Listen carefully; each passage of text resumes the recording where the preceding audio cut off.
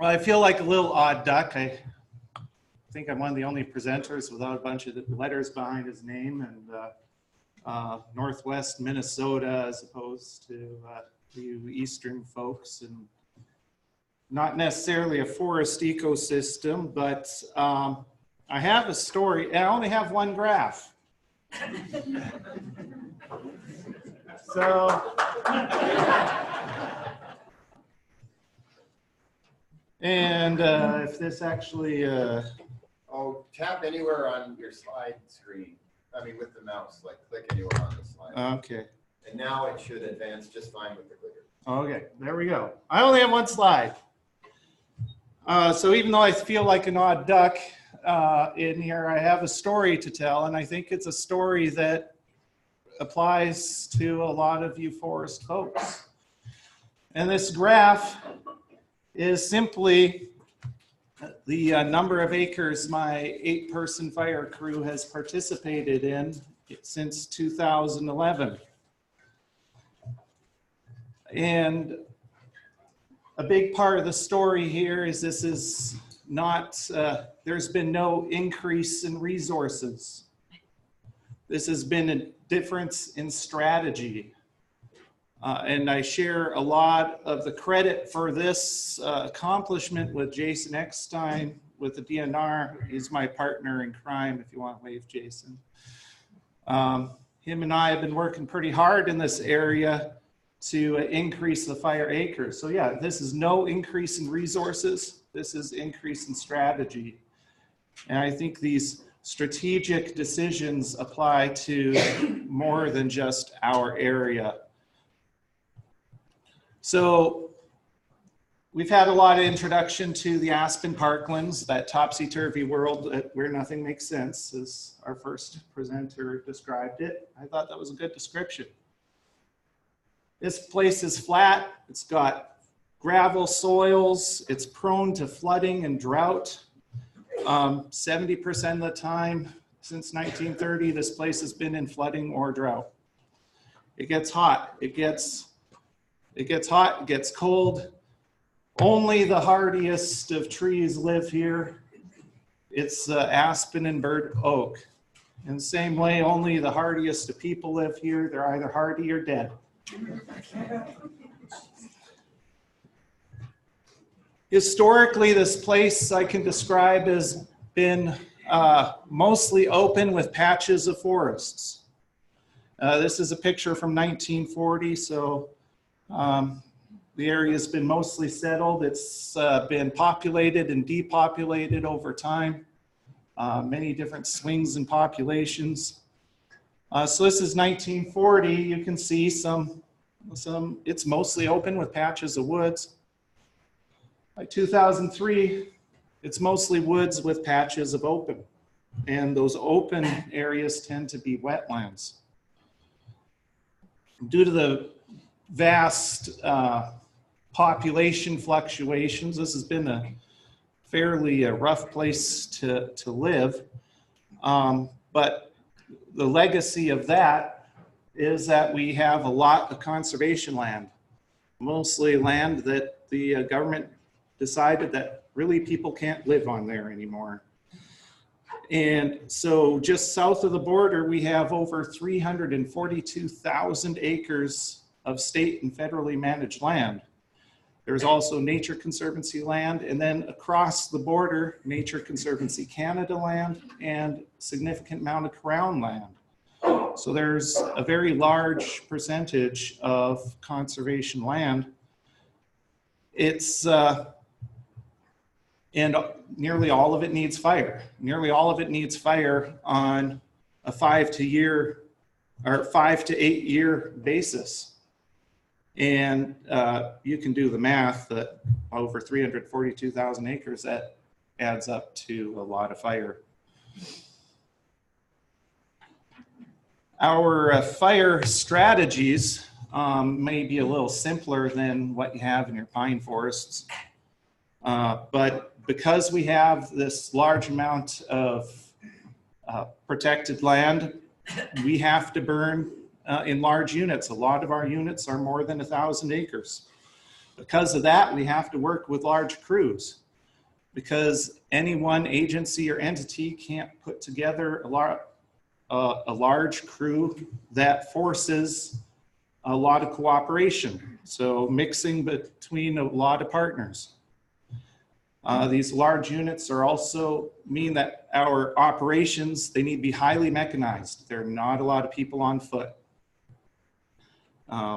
The guy with a drip torch is about the only person on foot, and everyone else is driving something. In terms of what we are trying to do with our fire, it's trying to restore that balance between the grassland and the aspen.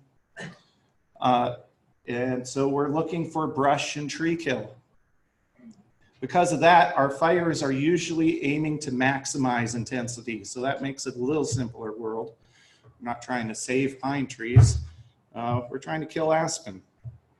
So we're working on the low end of a lot of prescriptions.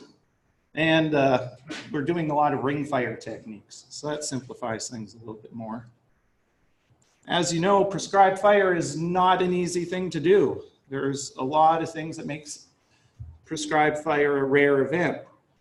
You need staff. The staff needs to be available. The staff needs to be properly trained. We need the right equipment. We can't use wheels in my area. We can only use tracks. The most useless piece of equipment in our area is a Type 6 engine. We have regulations we go around, we follow.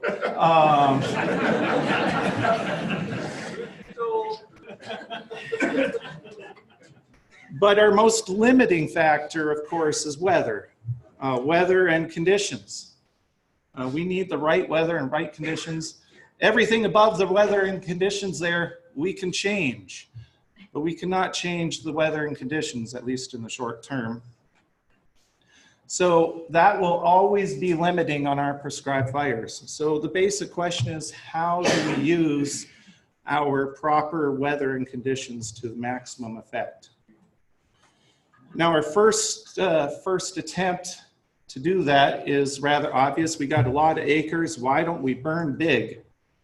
Make big burn units. This is our we call it the Big Beaches unit. It's 5,000 acres. Now, when we burn big, they of course need lots of resources. And if you want this thing to have a chance of burning within a reasonable amount of time, you need really good weather and really good conditions. And even then, there's a good chance that you will not get an acceptable amount of black on that unit. So why don't we add a special piece of equipment? Why don't we add a helicopter? And this sounds really smart. So we thought, okay, we're just going to start burning with helicopters. They will increase our ability to do our ignition. Makes sense. The problem is that they cost $8,000 to $12,000 a burn, and when you are starved for money, that's real dollars. And so when you get a helicopter, it makes you really want to wait for that perfect day. If you're going to spend that money, you're going to want a perfect burn. So it creates this pressure. We're going to wait for the perfect day. Well, unfortunately, for this particular burn unit, that perfect day didn't happen within 5 years. We were waiting for the perfect day, and it just never happened. So that started to make us think, maybe these perfect days don't come all that often. Maybe we need to think differently. So that'll come into play. But that helicopter, well, it can work. In the end, this helicopter makes a rare event even rarer. So one other change, historically all our burning has been in the spring. That's when we have our maximum spread rates and pretty good effects, at least visually. But we knew we needed to make a change because, again, some of our springs are wet and some of our springs are too dry. If you put all your eggs in the spring window, some years it's just not going to work. So we made one strategic change, a season-long burn crew. Well, Jason and I have people around, well, he has people around all winter. I can't stand that. I kick them away for winter. So season-long burn crew so that we can take advantage of windows whenever they happen. If our spring is a bust, well, maybe our fall will be okay. We can burn in summer. We can burn in the fall. I've even burned in the winter. But burning in these different seasons, especially the summer, it gives you different ecological effects.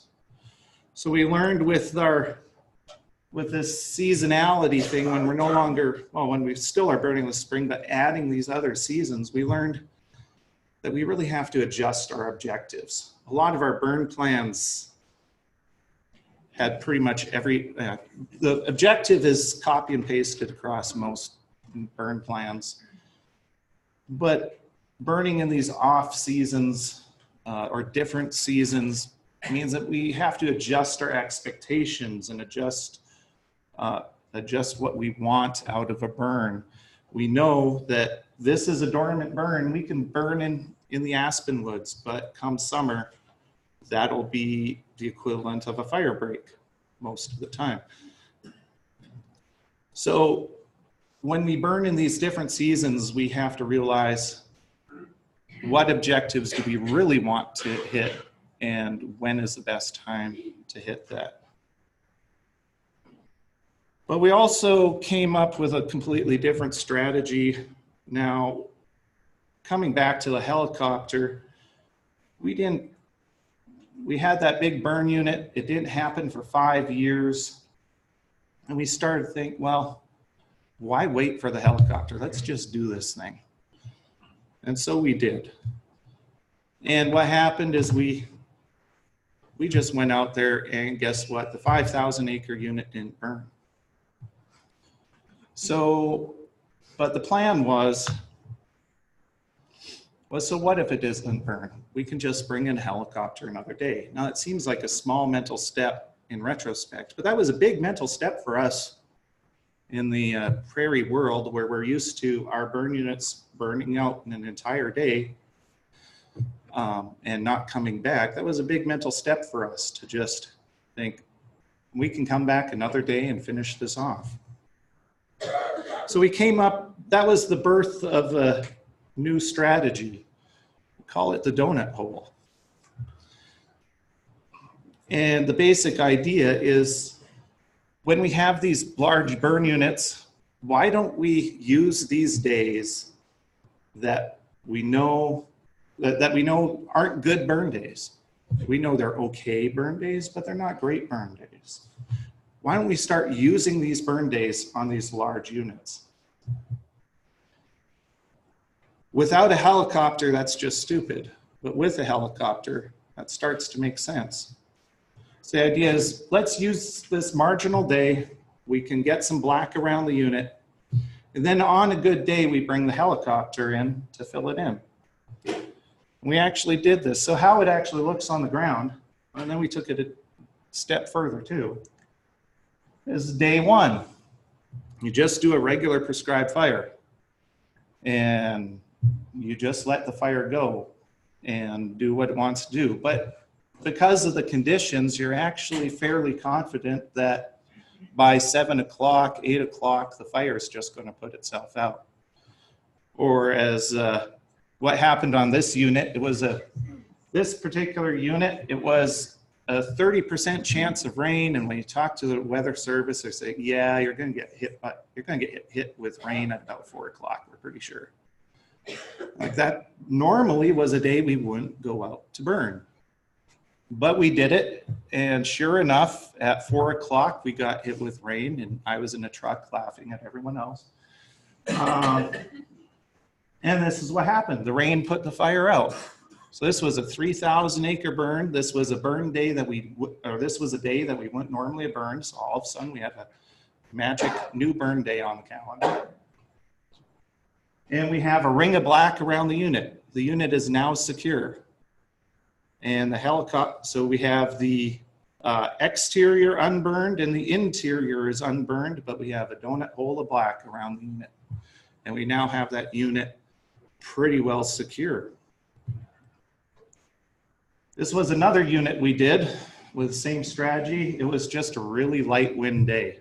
Our spread rates, the humidities were low, but we were at the very bottom of our prescription for winds, which again is not the day you'd want to use to burn a 2,000 acre unit. But it burned the exterior of the unit very well. It just didn't move into the interior. So we got acres done on a day that we wouldn't normally have burned. And now the real brainchild was that, you know, if we have a few of these on the land, we can do something even more special. So we did this 3 times in the same general area. We had 3 different units, 3 different sizes, added up to about 10,000 acres. And they were each burned on days that we would normally have not burned a large burn unit. And they all were relatively secure with black around them. And then came the good day, then came the perfect day. And that was the helicopter day.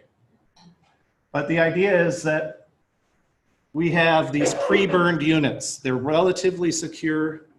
If we want to reignite them, we're going to need far fewer resources than when we first started. Oh,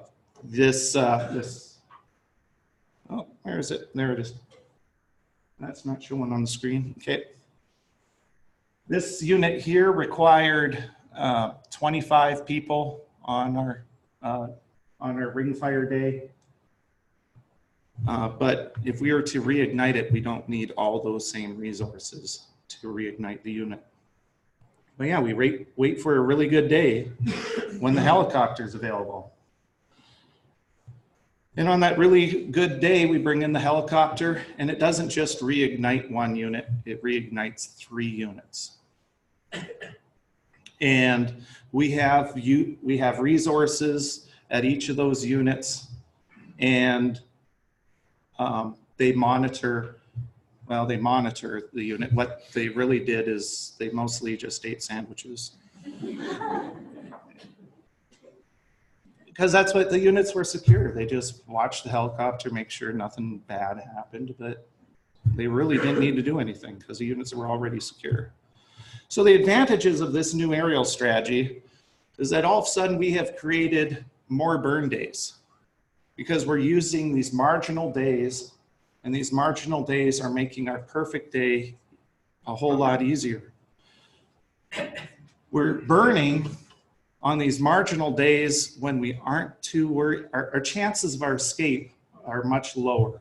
And if something escapes, our ability to deal with that escape are much higher. So there's a high degree of security on these marginal days. It lowers the cost. We saved about 30% on our helicopter costs by doing 3 units at once. All the startup costs were divided. And yeah, once you pencil it out, saved about 30% then compared to if we just brought the fire individually for each one of these units. And the biggest advantage is ecologically, instead of just 1 unit burning on that perfect day, we had the majority of acres in 3 units burn on the perfect day. So we had a lot more acres burning in the ecologically appropriate conditions that we needed.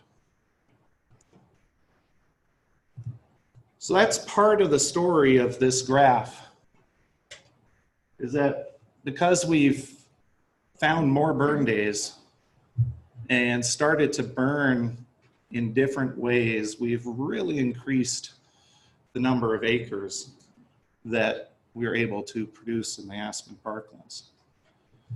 And this isn't just, we aren't just burning the same units. This is a map of how many units in our study area, I would say, were in a proper prescribed fire interval in 2012. So these were the units that basically burned within a 5-year window.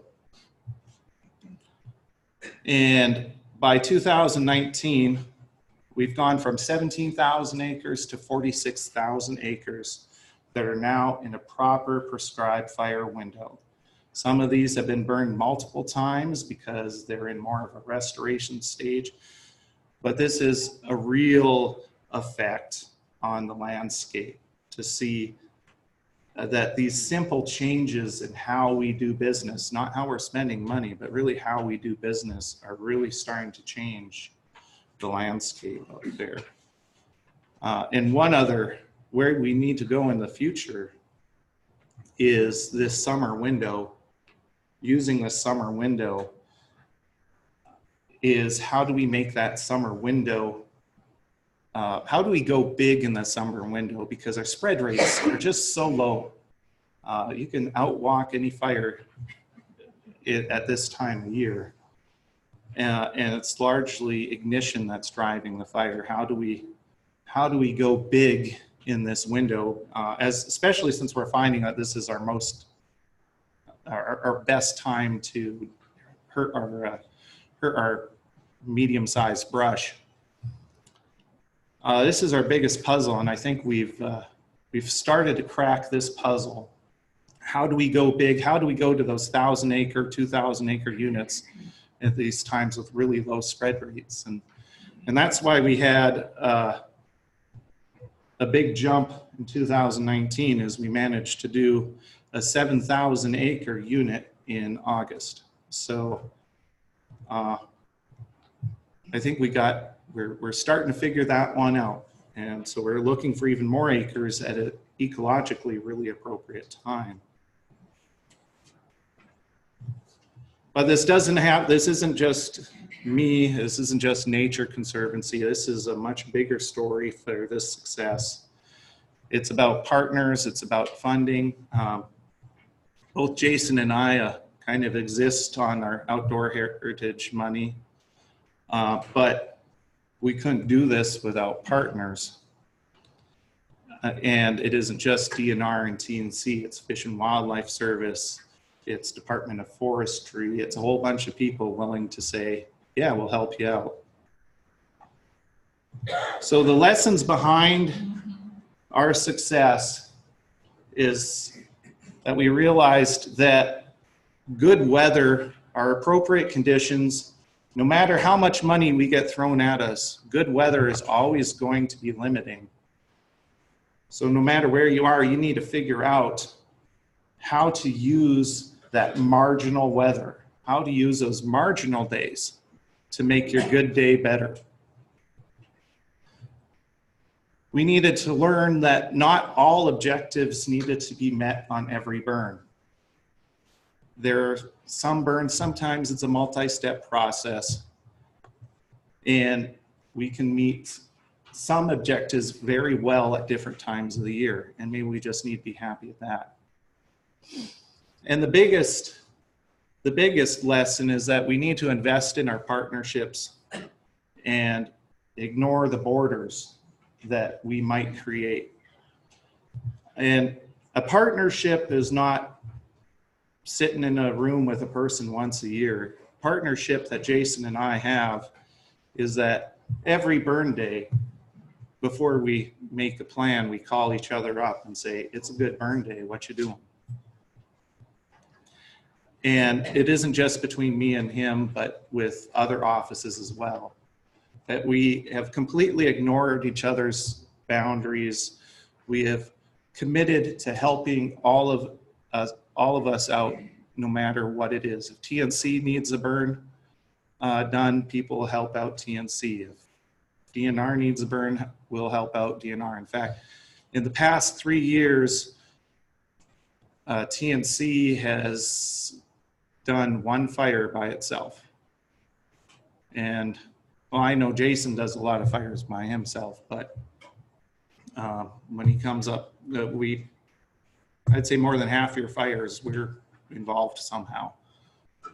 So we've completely ignored borders, and sometimes those borders aren't property boundary borders. Sometimes those borders are mental borders, administrative borders, and we need to work through those, because if we want to burn big, we can't do it by ourselves. And now it's time for that good old panel. And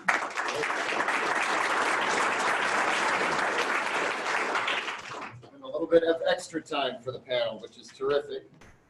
So why don't we have Rebecca and